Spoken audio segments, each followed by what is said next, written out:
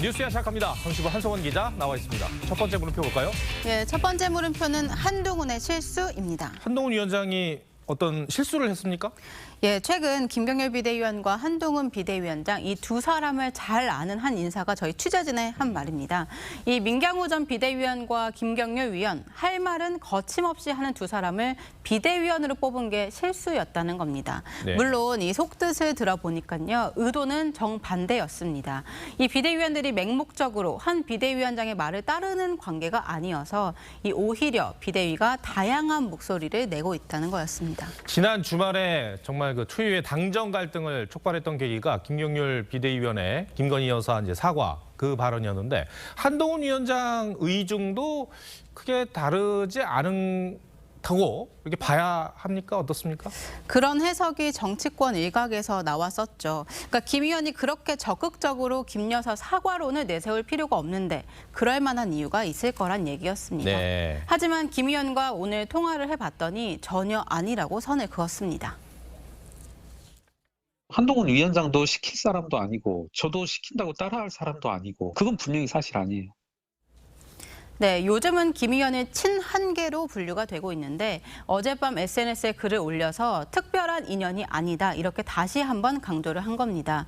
한 언론이 두 사람을 남자들끼리 통하는 사이라고 보도한 이후에 일각에서 비판이 제기됐기 때문인데요. 이 김 의원은 통화 내용이 과장됐다고 했습니다.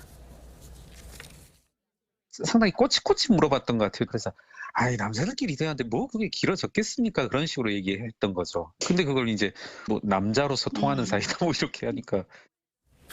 두 사람 인연은 언제 시작이 된 겁니까? 2018년에 한동훈 당시 중앙지검 3차장이 삼성 바이오로직스 수사를 할 때 김경률 회계사는 이 고발인 신분으로 몇 차례 검찰 조사를 받았고요. 예. 2019년에 한동훈 당시 대검 반부패 부장이 조국 전 장관 수사를 할 때는요.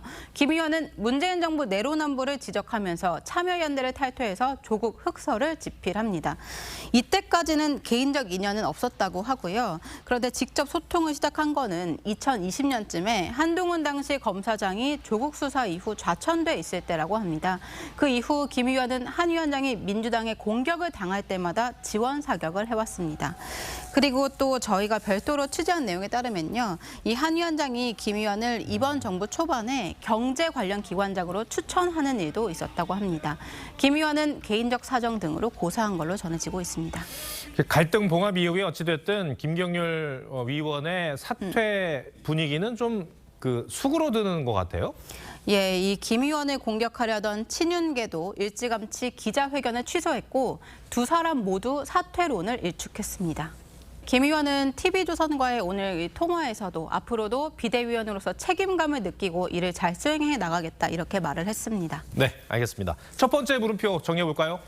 네, 첫 번째 물음표 한동훈의 실수의 느낌표는 충성과 맹종이 없는 관계 이렇게 뽑아봤습니다. 이 사람에 충성하지 않는다. 윤석열 대통령이 검사 시절에 했던 말이죠. 그리고 누구에게도 맹종하지 않는다. 이 말은 한동훈 비대위원장의 취임 일성입니다. 그리고 오늘 이 김경률 비대위원도 시킨다고 다 하는 사람이 아니다. 이렇게 강조했는데 모두 비슷합니다. 이 비슷한 정치적 노선을 걷고 있어도 이 개별 사안에 대한 견해가 늘 같을 수만은 없을 겁니다. 다른 의견일 땐 적극 토론하고 조율하는 건강한 관계가 정치권에 필요한 시점입니다. 알겠습니다.